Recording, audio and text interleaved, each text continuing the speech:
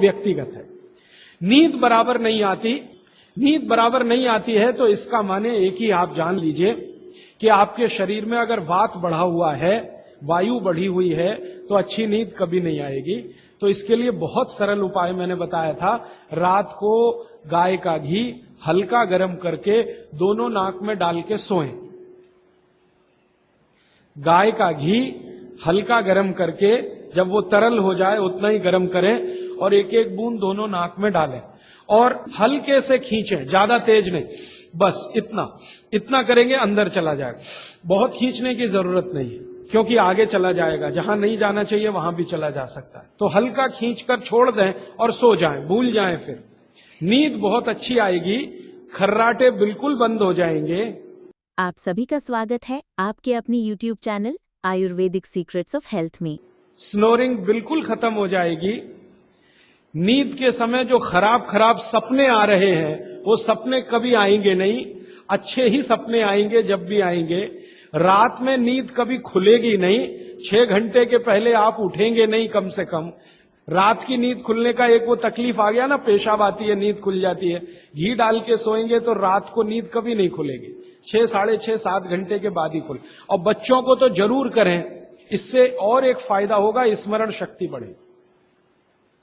ठीक है, तो अब एक ही कागज पर ये 3 प्रश्न थे, तीनों उत्तर दे दिए। अब आगे जिस कागज में ये प्रश्न आएंगे उत्तर नहीं दूंगा।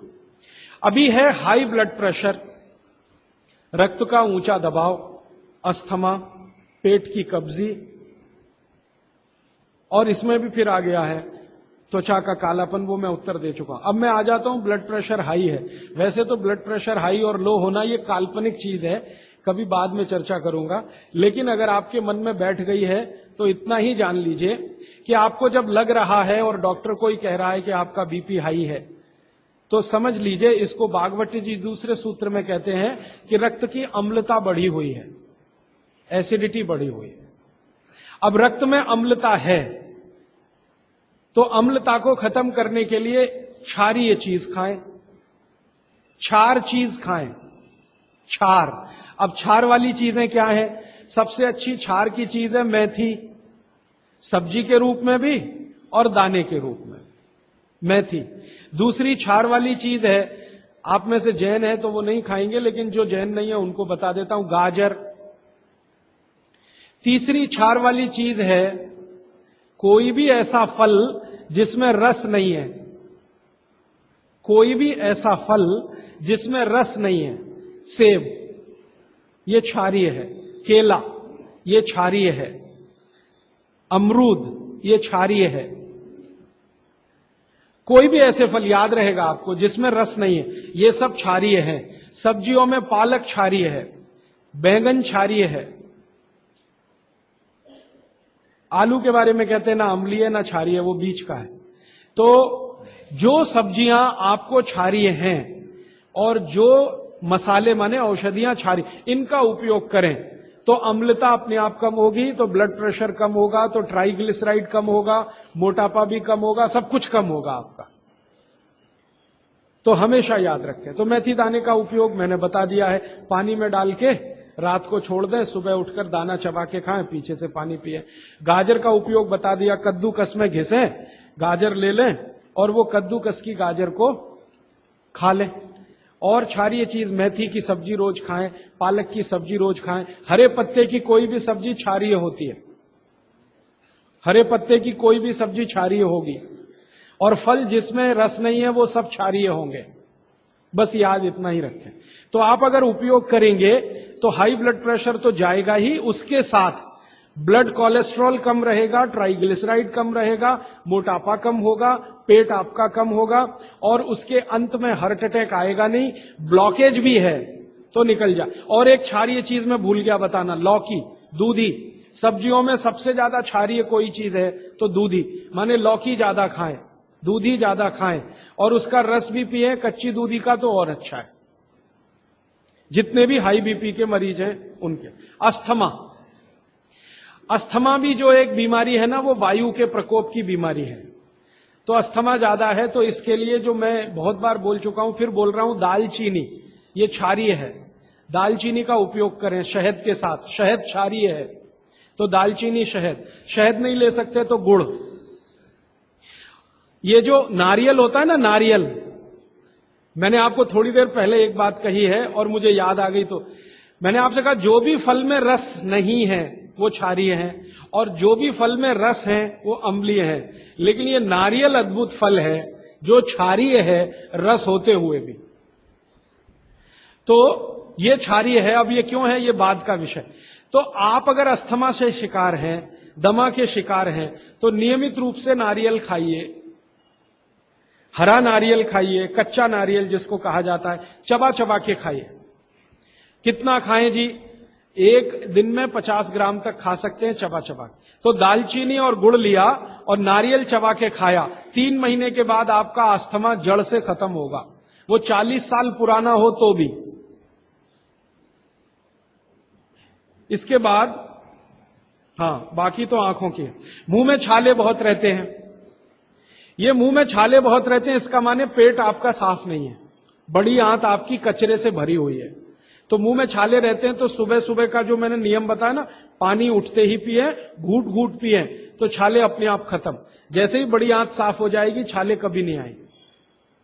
और अगर आपको ये करने के बाद भी छाले में आराम नहीं मिल रहा है, तो आपको एक सरल आसान दवा बता देता हूं जो होम्योपैथी की दुकान में मिलती है, जो बड़ी आंत को सबसे जल्दी से साफ कर देती है। उस दवा का नाम है बोरेक्स। सुहागा, सुहागा आप सब जानते हैं ना, सुहागा आंत को साफ करने वाली सबसे तीव्र दवा है, तीव्र। इसी का डाइल्यूशन करके होम्योपैथी में बनाया बोरेक्स। तो ले लें, किसी भी होम्योपैथी की दुकान से खरीद लें। 30 पोटेंसी में या 200 पोटेंसी में इसके 3 ही खुराक लेंगे तो जीवन भर के लिए छाले की बीमारी आपकी आएगी नहीं, क्योंकि यह तुरंत बड़ी आंत को साफ करता है। पानी करेगा, धीरे धीरे करेगा। बोरेक्स तो एक ही दिन में काम करता है, लेकिन बागवती जी कहते हैं ये एक ही दिन का चक्कर छोड़ना चाहिए, तुरंत हर चीज का रिजल्ट मिल जाए। वो कहते हैं जीवन में कोई भी चीज फास्ट है ही नहीं, हर चीज स्लो है। तो कोशिश करिए पानी से ठीक करें, और अगर आप बहुत परेशान हैं तभी बोरेक्स का इस्तेमाल करें। और ये दवा हमेशा पानी में डाल के लें, 1 बूंद डाल दें पानी में और उस पानी के 3 हिस्से करके उसको पी लें। 1 कप पानी हो, आधा कप पानी हो, चौथाई कप पानी हो। अभी आगे का एक प्रश्न। अच्छा, गाय के मूत्र के बारे में मैंने आपसे कहा था, तो उस पर प्रश्न आए हैं 4-5। गोमूत्र सही गाय का है या उसको कोई बीमारी है? किस तरह की प्रॉब्लम हो सकती है? अगर गोमूत्र सही नहीं है तो उस हाल में क्या करना चाहिए? मैं आपको विनम्रता पूर्वक एक एक्सपेरिमेंट जो हमने किया वो बता देता हूं। गाय को हमने 6 साल जहर खिलाया। एक गाय पर यह एक्सपेरिमेंट हमने किया, 6 साल जहर खिलाया, सबसे खराब जहर खिलाया। उसका नाम है संखिया, अंग्रेजी में कहते हैं आर्सेनिक। तो हमने गाय को दिया, चारे में मिलाकर दिया, बहुत मामूली मात्रा में, क्योंकि हम जानते हैं ज्यादा देंगे तो गाय मर जाएगी। हमें यह देखना था कि ये थोड़ा थोड़ा जहर देते हैं तो उस पर असर क्या आता है। तो 6 साल जिस गाय पर हमने ये प्रयोग किया वो गाय अभी भी जीवित है, अभी भी जीवित है और स्वस्थ है, तंदुरुस्त है। हमने हर बार उसको संख्या दिया और हर दिन उसके मूत्र में टेस्ट किया, आया कि नहीं आया। क्योंकि ऐसे कहते हैं ना, खाओ तो सब कुछ आने ही वाला है मूत्र में और ब्लड में। तो 6 साल लगातार उसको संख्या खिलाने के बाद भी उसके मूत्र में 1.0000 में चले जाएं, उतना भी संख्या कभी नहीं आया। अद्भुत है ये। अब मुझे पुरानी बात इसमें जोड़नी है। बहुत लोग कहते हैं ना गाय के गले में शंकर भगवान का निवास है, वो शायद शंकर जी ने पी लिया। शंकर जी तो मशहूर है ना खराब से खराब जहर पीने के लिए, तो शायद गले में शंकर जी हैं गाय के, तो वहीं रुका। और सच में हमने ये देखा, इसमें मैं एक्सेजरेशन नहीं कर रहा हूं, आप चाहें तो वो गाय कभी भी आके देख सकते हैं। हमने उसके गले के आसपास महसूस किया 6 साल में एक ब्लू कलर का रिंग बन गया है, ब्लू कलर का, और वहां से ब्लड निकाला, उसको टेस्ट किया तो उसमें पूरा संख्या है, माने आर्सेनिक है। गले के नीचे वो गया ही नहीं, गले में ही रुक गया। शंकर भगवान ने शायद रोक लिया। तो आप बेखटके गाय का मूत्र पी लीजिए। आपके दिल में ऐसा लग रहा है वो कचरा खा रही है, आप चिंता मत करिए, ये कचरा जाएगा नहीं उसके मूत्र तक। भगवान ने उसके शरीर में ऐसी व्यवस्था करके रखी हुई है। लेकिन अच्छा ये होगा आपके दिल और मन की तसल्ली के लिए कि गाय अच्छा चारा खाती हो, साफ सुथरे वातावरण में रहती हो और नियमित घूमने के लिए जाती हो, उसका मूत्र जरूर पिएं, वो सबसे ज्यादा लाभकारी तो है। लेकिन कुछ मजबूरी आ गई, मजबूरी से मतलब मैं समझाना चाहता हूं। आप एक ऐसी जगह रहते हैं जहां गाय कचरा ही खाती है और आपको ऐसी कोई गाय मिल ही नहीं रही है जो शुद्ध चारा खाती हो और बराबर घूमने जाती हो, और आप किसी बीमारी से तड़प रहे हैं, परेशान हैं, और वो बीमारी में आपको गोमूत्र चाहिए ही, तो बिना संकोच के ले लें। उसका हानि तो नहीं करेगा, कुछ फायदा ही कर जाए। गोमूत्र के बारे में अब तक की जो रिसर्चेज हैं वो ये हैं कि इसके साइड इफेक्ट है नहीं। शरीर पता है क्या करता है, आपने मूत्र ज्यादा भी पी लिया तो ये शरीर 20 मिनट के बाद उसको पेशाब के साथ अपने आप ही निकाल देता है, रहने ही नहीं देता उसको। तो थोड़ा ज्यादा पी लिया या खराब पी लिया, वो निकल ही जाएगा, जो काम का है उतना ही रह जाएगा। अब गाय का ऐसा बना भगवान ने बनाया है, इसलिए भागवत जी कहते हैं कि ये विशेष तरह का एक जानवर या प्राणी है जो भगवान ने बहुत सोच समझ के बनाया। तो गाय के बारे में इतना। अच्छा, अर्थराइटिस के लिए किसी ने पूछा है, अर्थराइटिस के अब जितने भी प्रश्न आएंगे उनका एक ही साथ ये उत्तर है कि अर्थराइटिस की समस्या अगर बहुत गंभीर है और डॉक्टर आपको कोई ये कह रहा है कि जी ऑपरेशन करा लो, तो हाथ जोड़कर कहता हूं ऑपरेशन तो कभी मत कराना, क्योंकि आप जिस स्थिति में हैं उससे भी ज्यादा खराब हो जाए। इस हिंदुस्तान के भूतपूर्व प्रधानमंत्री श्री अटल बिहारी वाजपेयी ने दुनिया के सबसे बड़े डॉक्टर से ऑपरेशन कराया था, नहीं कराया? स्पेशल चार्टर्ड प्लेन भेजकर अमेरिका से उस डॉक्टर को बुलाया, डॉक्टर राणावत, और उसने दुनिया के सबसे अच्छे घुटने कप्स लाकर अटल जी को फिट किए हैं। अटल जी को देख लीजिए आप, पहले तो थोड़ा चल लेते थे, अब तो चलना ही बंद हो गया, सिर्फ व्हील चेयर पे ही रहते हैं, और वो खुद कहते हैं कि मैं पहले से ज्यादा तकलीफ में हूं। तो आप मत करिए। फिर आप बोलेंगे जी क्या करें, डॉक्टर बोलता है ऑपरेशन मत कराइए। आप क्या करें, अर्थराइटिस के लिए जो सबसे अच्छे कॉम्बिनेशन भागवत जी के हैं उनका उपयोग करिए। उसके लिए सबसे अच्छा वो बोलते हैं चूना खाइए, चूना क्षारीय है, अम्लता को कम करता है, ज्यादा अम्लता बढ़े तो अर्थराइटिस होता है, तो चूना खाइए। खाने का तरीका मैंने बता दिया, दही में, छाछ में, पानी में, जूस में, और एक दिन में अर्थराइटिस के पेशेंट 2 ग्राम खा सकते हैं, स्वस्थ आदमी तो 1 ही ग्राम खाए। चूना खाइए, मेथी दाना लीजिए, क्षारीय है।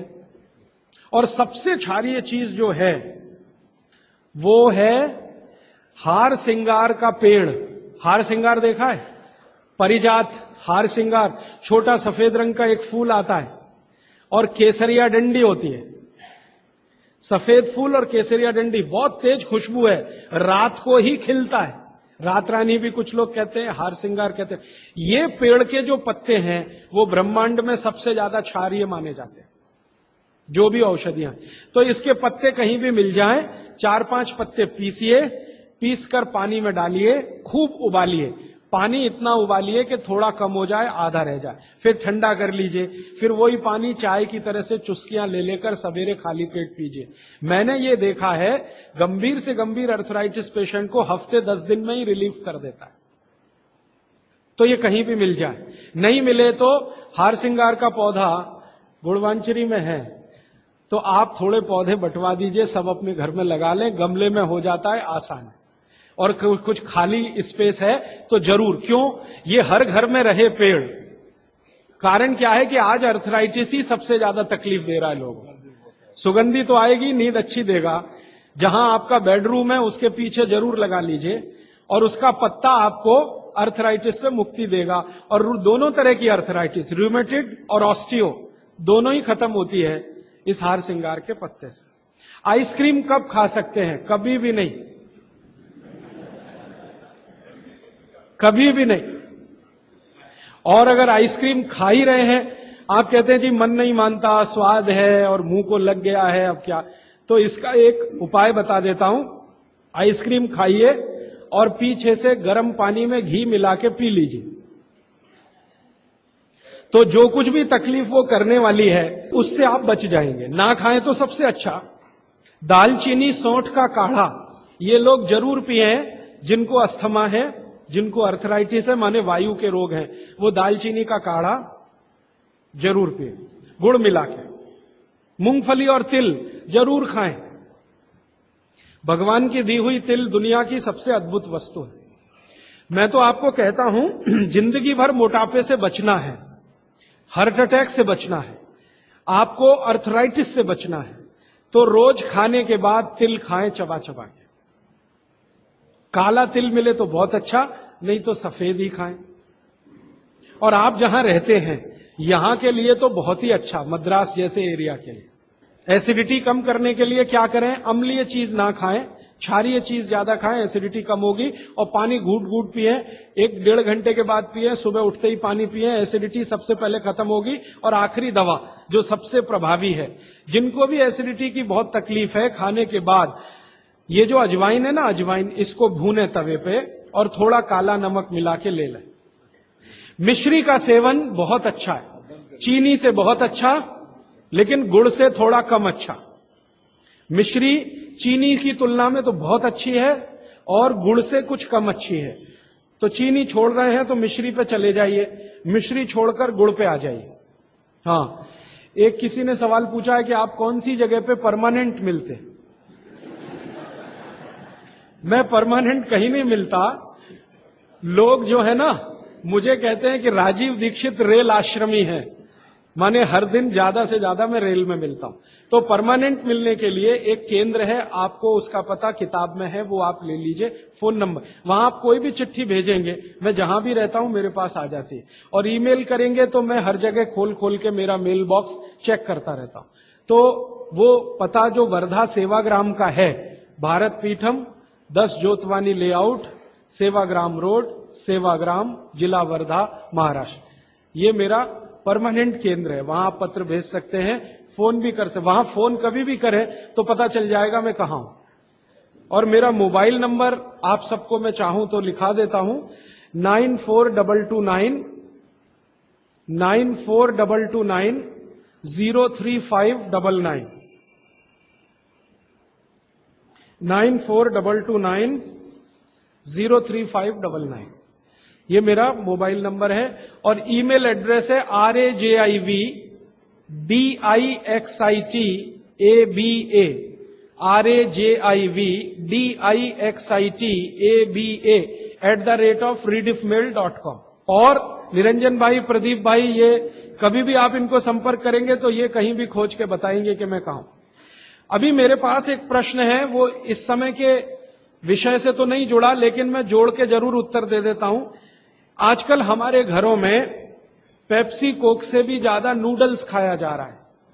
पेप्सी कोक कम हुआ है पिछले 2-3 साल में, अच्छा हुआ, नूडल्स खाया जा रहा है। तो नूडल्स के बारे में आपको एक जानकारी दे दूं कि सबसे खराब वस्तु अगर खाने की कोई हो सकती है, कचरे में कचरा, तो वो यही है नूडल्स। एक तो मैदे की है, ऊपर से सड़ा हुआ है। 6-7 दिन मैदे को सड़ा के रखा जाए तब नूडल्स तैयार होता है। और इस नूडल्स में टेस्ट लाने के लिए सूअर के मांस का रस मिलाया जाता है। बिना उसके नूडल्स बन ही नहीं सकता। जो मैगी है ना, मैगी या कोई भी नूडल्स, सूअर के मांस का रस, सड़ा हुआ मैदा, 6-6 दिन पुराना, उससे तैयार हुआ है। अब आप तय कर लो खाना है या नहीं खाना। एक प्रश्न है जिसका उत्तर दे नहीं सकता। किसी ने कहा आज की शिक्षा बहुत बेकार है, वैकल्पिक शिक्षा की बात बताइए। तो समय ज्यादा है, आप मुझे ईमेल करिए, मैं लंबा जवाब दूंगा। गाय का घी कान नाक में डालने के लिए मैंने बोला था, तो वो उत्तर दे चुका हूं, फिर रिपीट इसलिए कर रहा हूं कि गलती ना करें। घी को हल्का गर्म करना है, ज्यादा नहीं। गाय का घी नाक में डालने के लिए हमेशा हल्का गर्म करना है, ज्यादा नहीं। और एक ही बूंद एक नाक में, दूसरी बूंद दूसरी नाक। हां, एक बहुत अच्छा सवाल है, दैनिक जीवन में कौन सा नमक खाएं? सबसे अच्छा सेंधा नमक खाएं। और इसको याद ऐसे रखें, पत्थर वाला नमक खाएं। यह समुद्र के पानी का नमक कम से कम खाएं। पत्थर वाला नमक एक तो सेंधा नमक है, दूसरा नमक है जो काला नमक है, ये आप ज्यादा उपयोग करें। मेरा तो कहना है कि आज से ही घर में नमक तो तुरंत बदल दें, बदलते ही आपको असर दिखाई दे जाएगा। आपको जो तकलीफ है ना ब्लड प्रेशर की, अर्थराइटिस की, ये नमक बदलने से ही बहुत आराम दे देगी आप। तो सेंधा ही नमक